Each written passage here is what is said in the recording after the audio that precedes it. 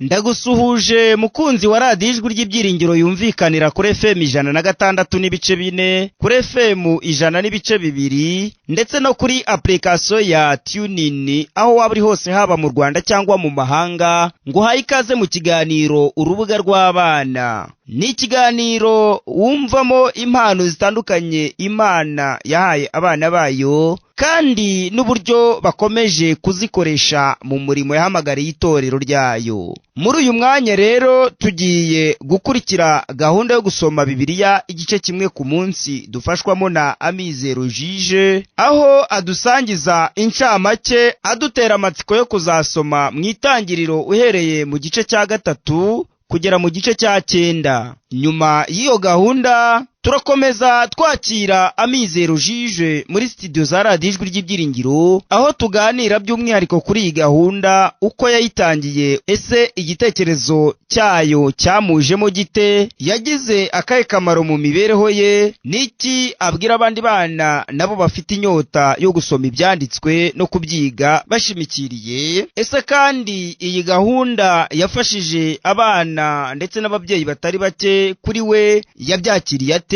kandi arabasaba kuzirikana iki mu gihe bakurikira iyi gahunda. Siwe gusa kandi turakira n'umubyeyi we Habanabakize musaza Shadraki, nawe aratumara amatsiko kuri iyi gahunda, icyo nk'ababyeyi be yabafashije ndetse n'uruhare rwabo mu gushyigikira uyu mwana muto Amizero Jije muri iyi gahunda.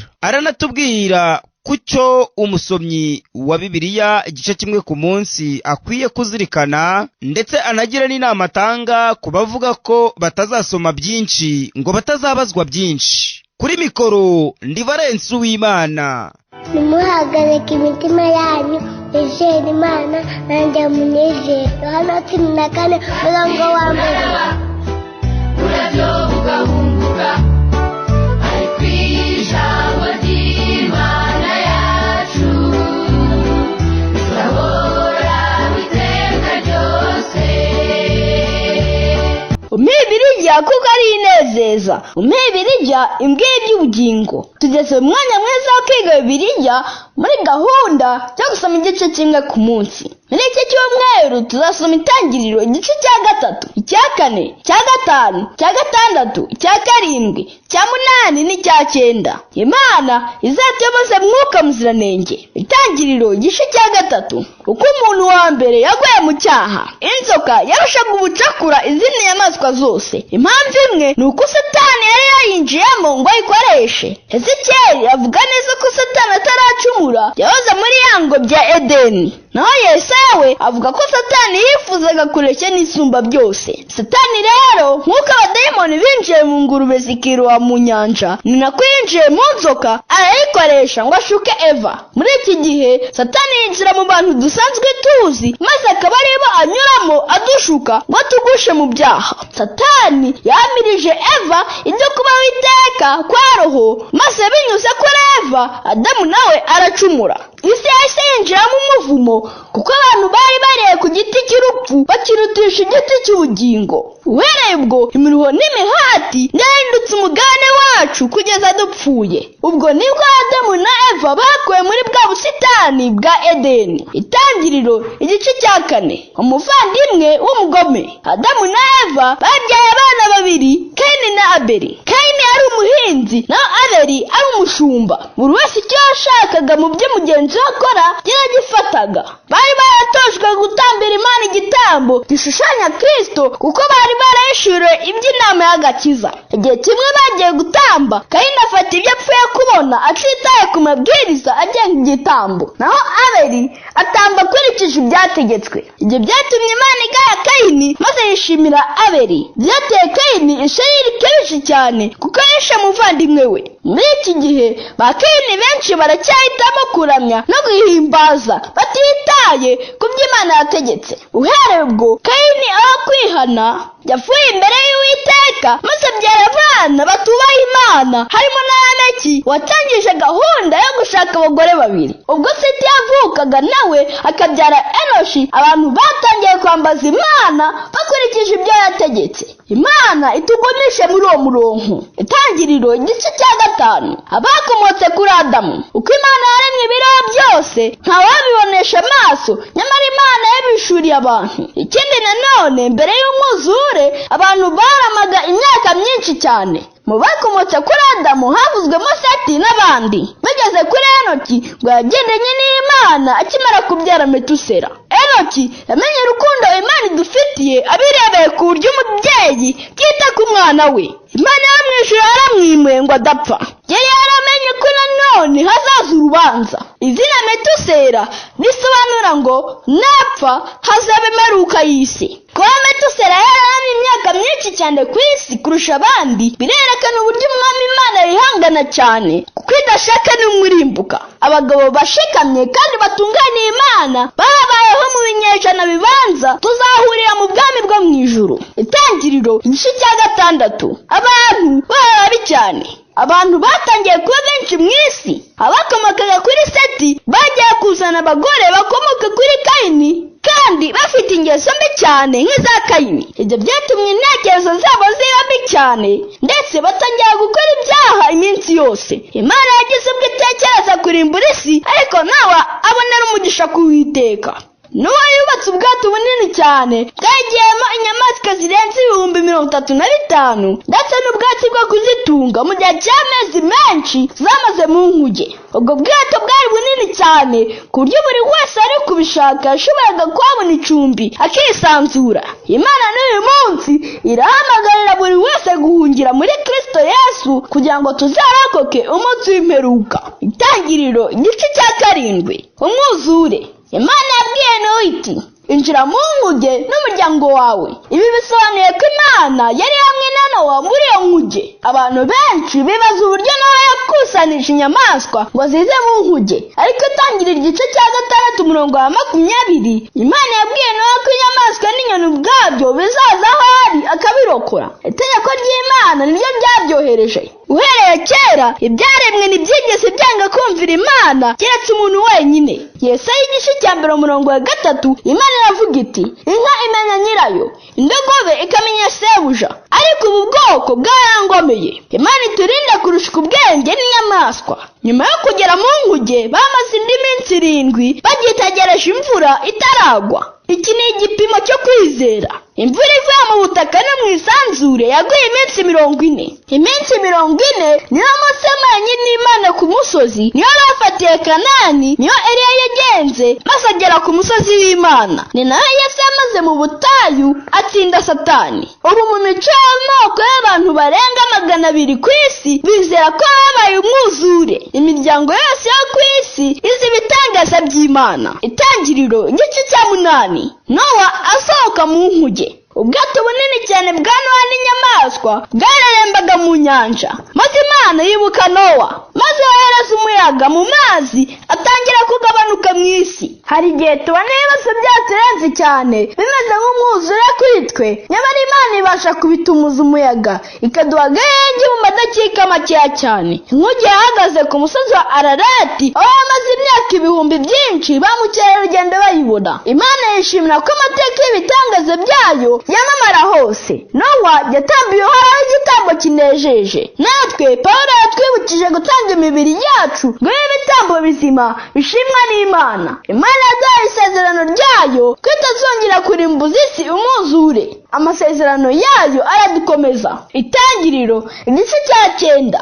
Isezerano. Umwuzure urangiye Imana yahaye Nowa amabwiriza yo kuba mu isi. Yamutegetse kubyara no kororoka bakuzura isi. Yamuhaye amatungo ngo amubere ibyo kurya kuko imyaka yari yararengewe n'umwuzure ndetse n'ubutaka butari imbuto nka mbere. Imana yabwiye Nowa ko inyamaswa zizajya zimutinya. Imana yabujije Nowa kurya amaraso kuko yatambirwaga Uwiteka kandi ni ikimenyetso cy'ubugingo. Urugomo rwose ruvusha amaraso y'umuntu Imana yaremye ruziturwa.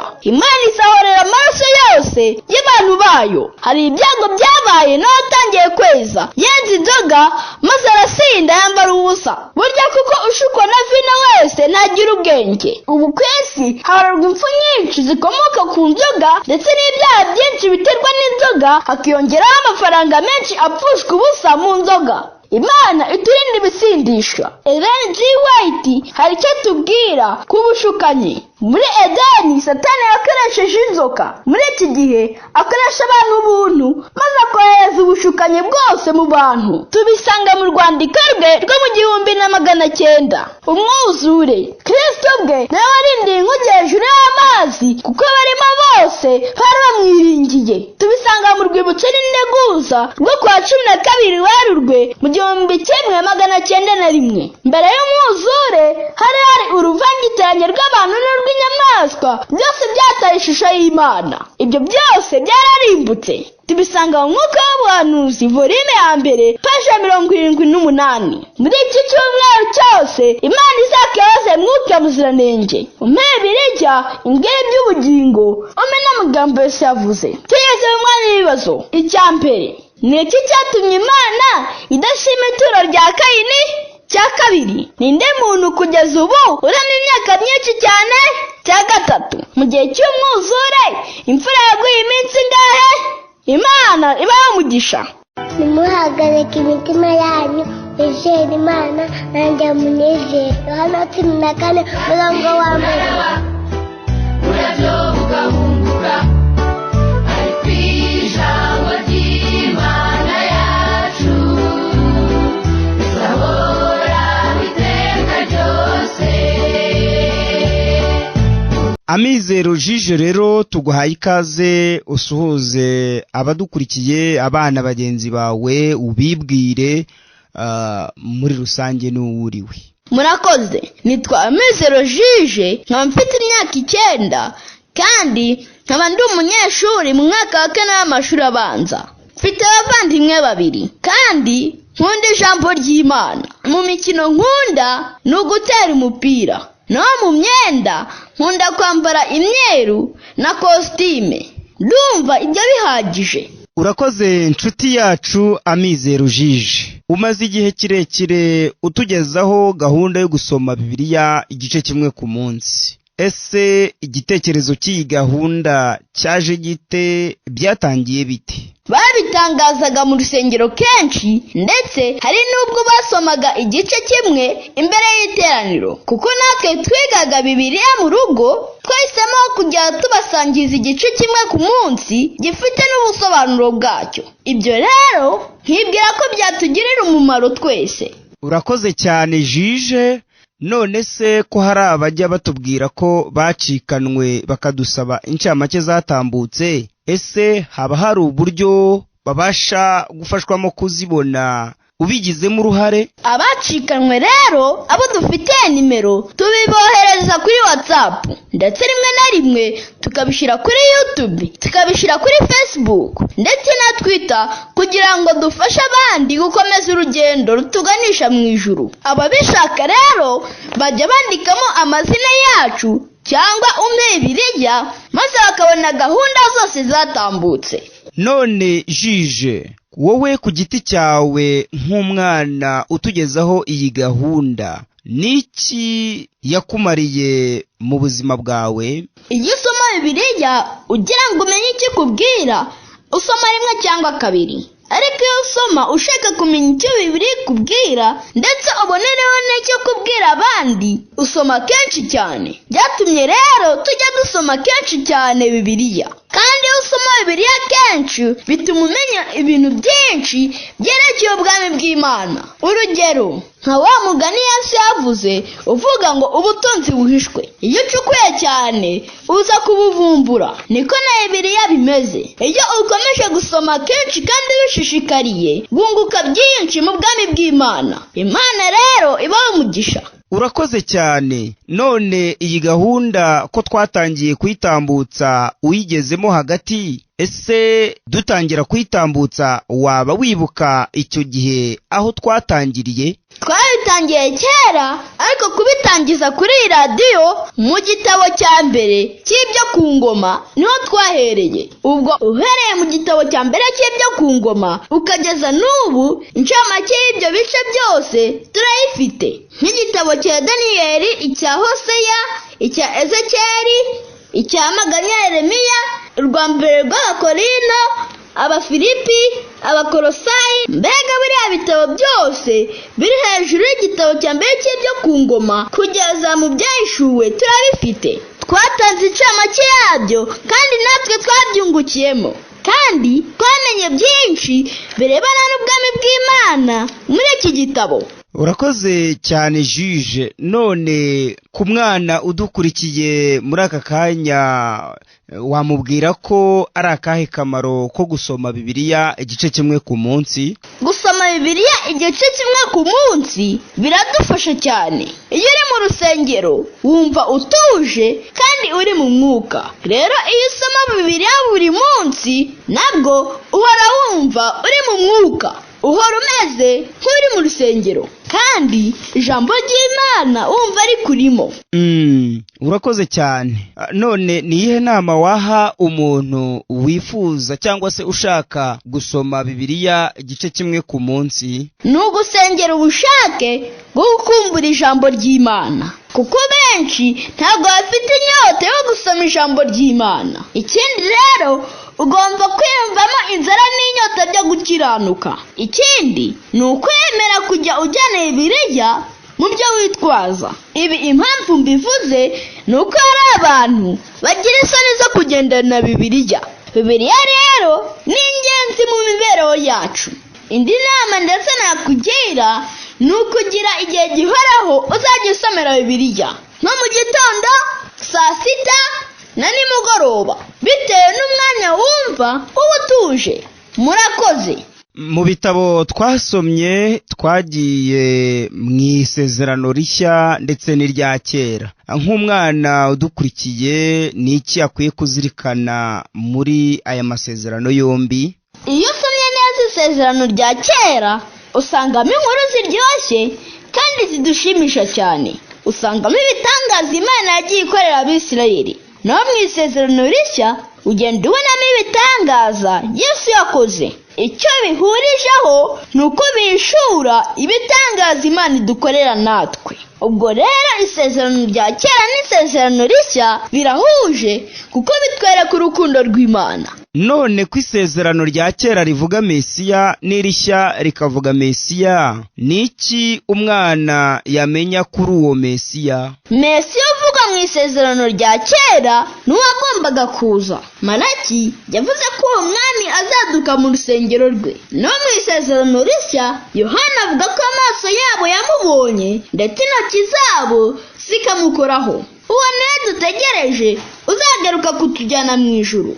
Juge, none ko nka biriya bitabo by'abahanuzi ba Yeremiya, ba Habakuki, ba Zefaniya n'abandi batandukanye, abantu benshi badakunze kubyibandaho igihe basoma, wowe ubusobanuro bwabyo wabukuye hehe igihe watugezagaho incamake zabyo? Iyo urimo kwiga Bibiliya, Umwuka w'Imana agenda agusobanurira, kandi tubyigira mu rugo twese, tugasoma n'ibindi bitabo, ndetse abakuru bakatubwira n'ibindi biruseho kuri Bibiliya. Urugero, iyo turimo turiga turi benshi, umwe avuga ibyo yasomye n'undi akavuga ibyo yasomye, bityo tukabyakira mu minota mike. None se ni iki wabwira abakurikirana iyi gahunda yo gusoma Bibiliya igice kimwe ku munsi kuva yatangira kugeza amagingo aya? Icya mbere, turabashimira cyane kuko babanye natwe. Ikindi, baradusengeye natwe turabasengera.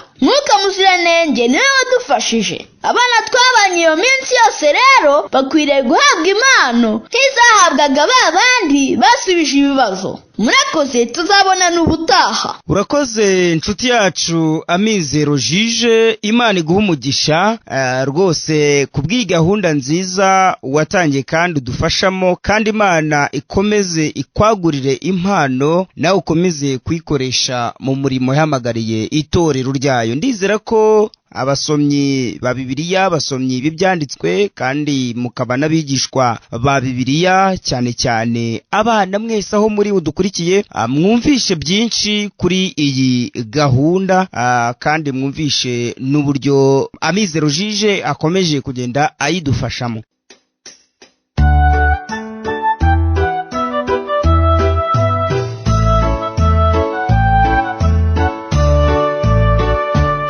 Reka rero dukomeze twakira n'umubyeyi we Habanabakize musaza Shadrake, nawe abanze agusuhuze, dore ko nawe adufasha muri gahunda yo gusesengura tunaganira kuri bino bitabo biba byatambutse muri gahunda yo gusoma Bibiliya igice kimwe ku munsi.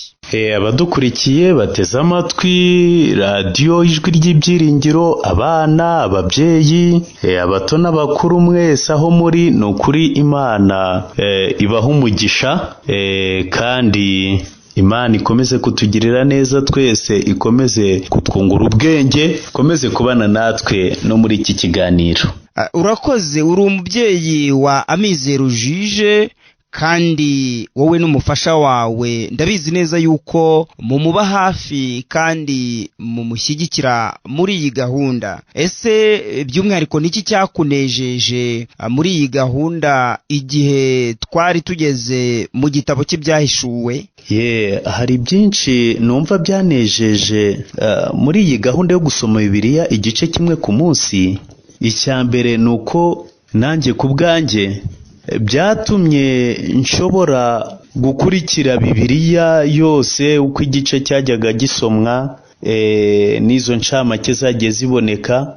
Byatumye ngendana n'abandi ndetse na gahunda y'itorero mu gusoma Bibiliya igice kimwe ku munsi. Ikindi nanone twishimiye nanone umusanzu twaba twaratanze binyuze muri ibi biganiro byo gusoma Bibiliya igice kimwe ku munsi. Nibura hari intambwe umuntu umwe cyangwa babiri baba barateye biturutse muri iyi gahunda yo gusoma Bibiliya igice kimwe ku munsi. Burya kwiga nyakuri ni ukwiga gutuma duhinduka, ni ukwiga gutuma dutera intambwe, ni ukwiga gutuma dukura, tukava aho twari turi tukajya ahandi, cyangwa tukava ku bumenyi twari dufite tukunguka ubundi, ariko twerekeza mu ijambo ry'Imana.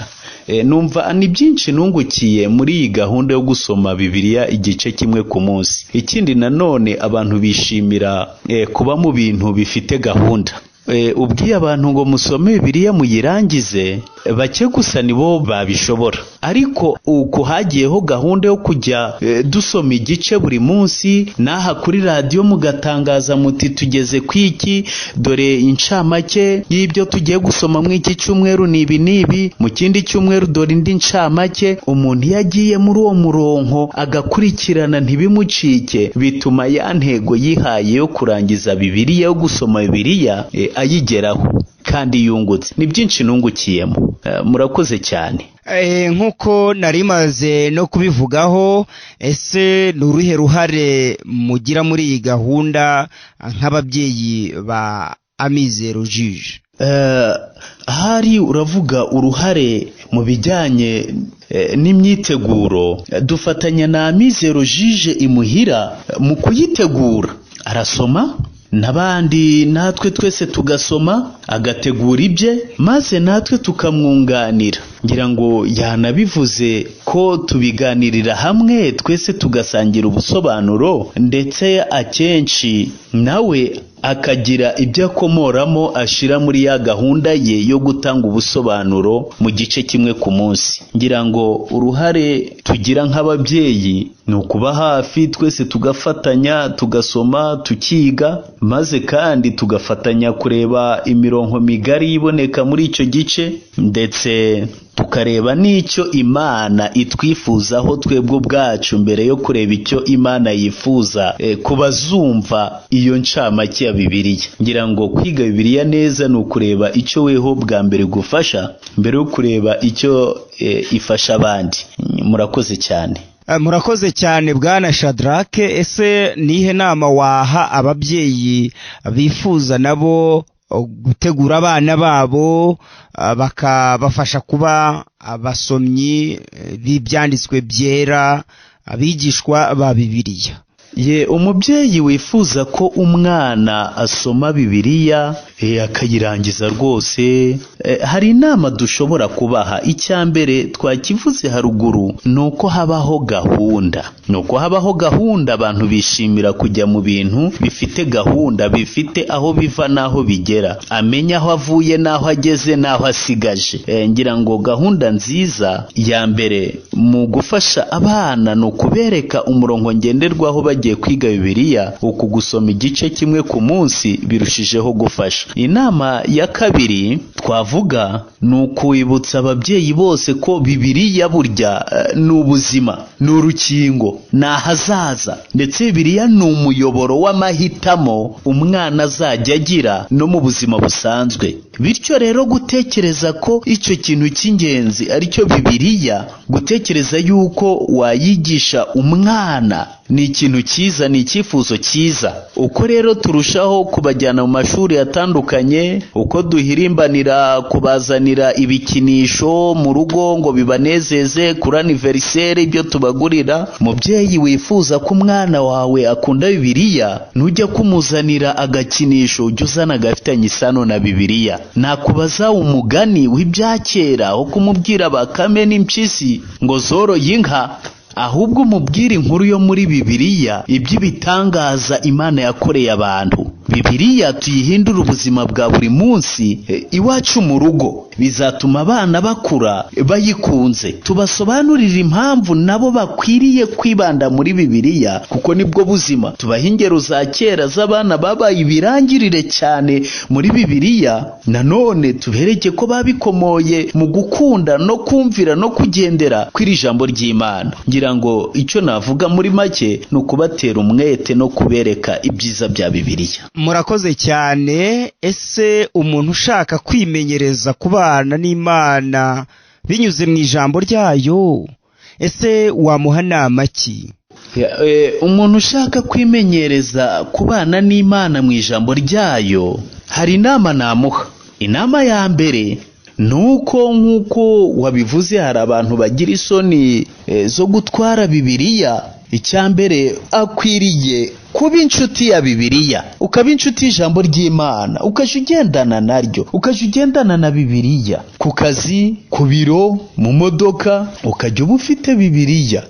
Ndetse Bibiliya muri telefone ni nziza kuba uyifite, ariko se isometse ku buryo bungana na Bibiliya tuba dufite mu ntoki? Kenshi ugiye gusoma Bibiliya ujya kubona ukabona hajemo izindi message ukabanza kuzireba, bityo bikaba bisubije inyuma ya nyota wari ufite yo kwibera muri Bibiliya. Icyambere rero inama naho umuntu niyo kuba inshuti ya Bibiliya. Ikindi cya kabiri ni ukugira imibereho ifite inyota yo gukiranuka, imibereho yifuza guhinduka. Imibereho yifuza guhinduka se ni gute? Ni ukuvuga ngo kusoma Bibiliya ukagira ubumenyi buhambaye, ukaba wavuga amasomo mu mutwe, ugasesengura, ugasubiza buri cyose bakubajije gisa naho ari amayobera. Ubwabyo ni byiza, ariko bifite akamaro kuri bike cyane, ndetse ni hafi ya ntabyo. Igifite akamaro ni ukubaho imibereho y'abatahajuru. Si ngombwa kumenya byinshi, ahubwo kugira inyota yo gutunganira Imana irahagije. Muntu ushaka kubana n'Imana mu ijambo ryayo, b'inshuti ya Bibiliya, gira nanone inyota yo gutunganira Imana. Nujya gusoma ibyanditswe byera, ujye ugira umutima uciye bugufi, maze uwo mutima uciye bugufi uzajya usaba imbaraga ya Mwuka Muziranenge, maze kuyobore muri Bibiliya, bizatuma uyiga neza. Ikindi cya nyuma navuga, nusoma Bibiliya jya usesengura, ubanze usome neza ikibonezamvugo kiri muri Bibiliya, nurangiza wibaze ababwirwaga icyo gihe. Numara kureba n'aba babwirwaga, urebe imibereho bari barimo icyo gihe babwirwa, impamvu babwiwe ubwo butumwa usomye, nanone ukurikizeho kureba ubutumwa mu by'ukuri bahabwaga ngo ni ubuhe, noneho urebe icyo bitwigisha muri iki gihe cyacu. Mbese twebwe ab'iki gihe turabwirwa iki binyuze mu ibyo nsomye muri Bibiliya bivuga? Ngira ngo hari inama nyinshi twaha umuntu wifuza kubana n'Imana muri Bibiliya, ariko muri make ubwo twabivuze ni ukuba inshuti ya Bibiliya, ni ukugira inyota yo gutunganira Imana, ni ugusoma no gusesengura, ni ugusaba ubuyobozi bwa Mwuka Muziranenge. Ibyo nibyo bizatuma umuntu ashobora kubana n'Imana muri Bibiliya. Urakoze cyane kuri iyo ngingo, ariko hari abantu banga ngo kwiga byinshi ngo batazabazwa byinshi. Ibyo byo wabivugaho iki cyangwa se wabitangaho nama ki?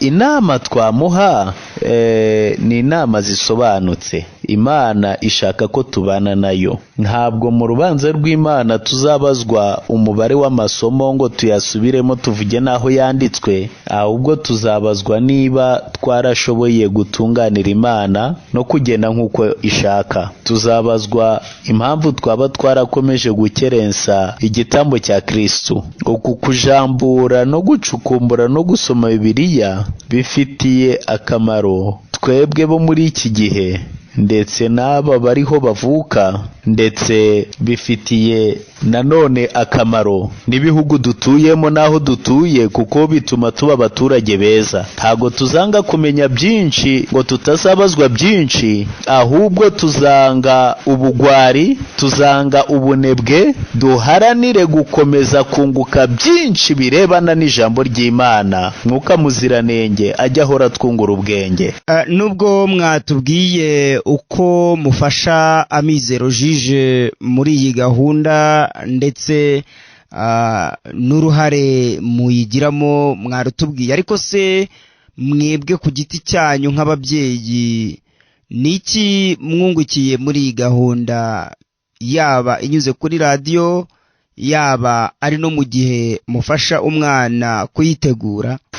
Hari ibintu byinshi bidasanzwe nigiye muri iyi gahunda yo gusoma Bibiliya igice kimwe ku munsi. Icya mbere nuko iyo ugiye gusoma Bibiliya ugenda uvumbura mwandi makuru mashya, imirongo mishya utari waragejejeho ibitekerezo. Hari ibice byinshi byagiye bimbera bishya, hari amagambo menshi yambereye mashya, hari imirongo myinshi yambereye mishya mu ijambo ry'Imana. Burya nk'uko Amizero Jije yabivuze, ni ubutunzi buhishwe. Ukucukura cyane niho ubasha kubugeraho.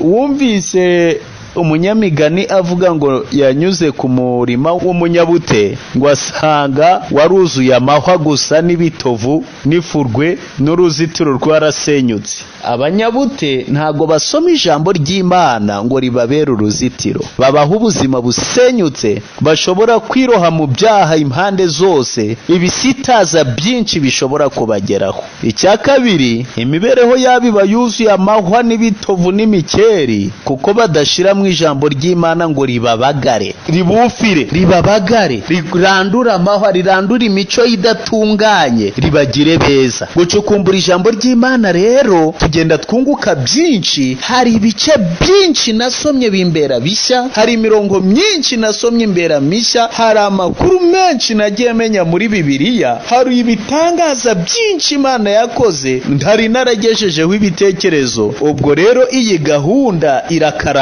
irakarama kuko yatumye dukomeza kwicukumburira kuri ubu butunzi buhishwe. Urakoze cyane. None abana badukurikiye muri aka kanya niki wababwira? Abana bakurikiye iki kiganiro cya mugenzi wabo, icyo nababwira ni kimwe gusa, nuko nk'uko yabivuze muri Bibiliya ngo harimo ubuki, harimo ibyiza byinshi, harimo ubuzima. Hari umwana wabwiye ababyeyi be, bamubajije bati none tuguhe iki ko watsinze mu ishuri, ko wabonye amanota meza, none tuguhembe iki, tuguhe iki gikomeye? Maze umwana arareba ati ninsaba igare ejo ngasaba umupira wo gukina baravuga ngo ejo twaguhaye igare nta kindi tuguha. Nanone ninsaba umupira nkongera nkumva nshaka n'amatunda na ji avuga ati twaguhaye umupira. Umwana biramuyobera icyarasaba, maze umwana yunguka inama araza abwira mama we ati mumpere ibintu byose rimwe. Iri ni ihurizo rikomeye, mumpere byose icyarimwe. Iri hurizo rirakomeye.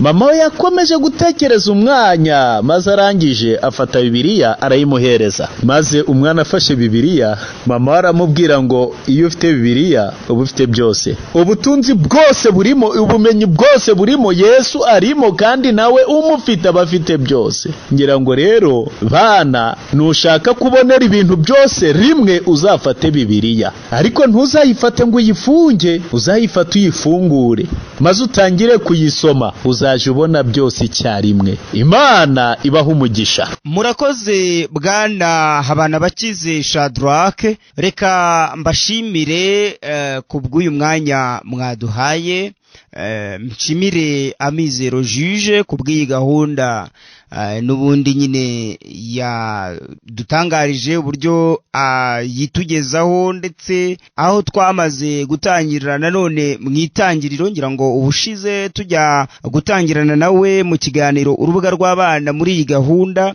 twayifatiyemo hagati nk'uko bibabwiye, bitewe n'aho tujya kuyimenya ko ayifite yarahageze. Rero mwumvise ko mu by'ukuri gahunda yo gusoma Bibiliya igice kimwe ku munsi ni gahunda umwana afashirizwamo binyuze muri gahunda y'umuryango, umuryango ukabigiramo uruhare, umwana agafashwa gukura mu by'umwuka, yiga ibyanditswe byera kandi anasenga, kuko niyo ntwaro y'umukristo. Ibyo rero ni ikintu cy'ingenzi cyane. Ndarikira ababyeyi mwese munyumva muri aka kanya mu nteze amatwi, kugira ngo muhagurukire gufasha abana gutangira kubamenyereza gusoma ibyanditswe banasenga bakiri bato, muri ya gahunda n'ubundi yo kumenyereza umwana inzira akwiriye kunyuramo kandi akazarenda asaza atarayivamo.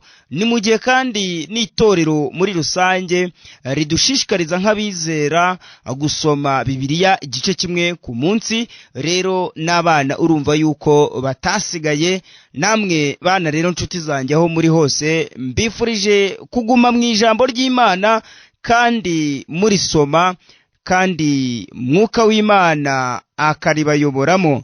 Reka rero nongere mbikuye ku mutima nshimire Amizero Juge ndetse na Habanabakize Shadrake, umubyeyi we watuganiriye anatubwira uko bafasha Amizero Juge. Nawe iwanyu mu muryango, aho iwanyu ndebwira yuko nibura umubyeyi utwumva ufasha abana, niba kandi uri umwana ndizera ko aho ngaho mu muryango iwanyu ababyeyi cyangwa se abakurera baguha umwanya wo kwiga ibyanditswe byera kandi bakanakunganira mu gihe ukeneye inyunganizi. Mukomeze rero kuryoherwa na gahunda yo gusoma Bibiliya igice kimwe ku munsi. Mwumvishe ko abacikanwe mubasha no kujya ku mbuga nkoranyambaga kuri YouTube mukandikamo amazina ya Amizero Juge muri gahunda yo gusoma Bibiliya igice kimwe ku munsi, maze abacikanwe kuri radio mukabasha kubisanga aho ngaho mu buryo bw'ikoranabuhanga. Rero mukomeze kugira ibihe byiza. Nje waruyoboye ikiganiro nk'uko bisanzwe ndi Valence Uwimana. Ndabasezeraho rero ngira nti ku babyeyi, Imana ikomeze ibarinde kandi ikomeze ibongerera impano n'ubwenge ndetse n'imbaraga kugira ngo mubashe kurera abana Imana yaduhaye. Namwe bana ndabasezeraho mbabwira nti bana nshuti zanjye rero, Imana ikomeze ibarinde kandi bakurize mu buntu bwayo. Naho ubutaha.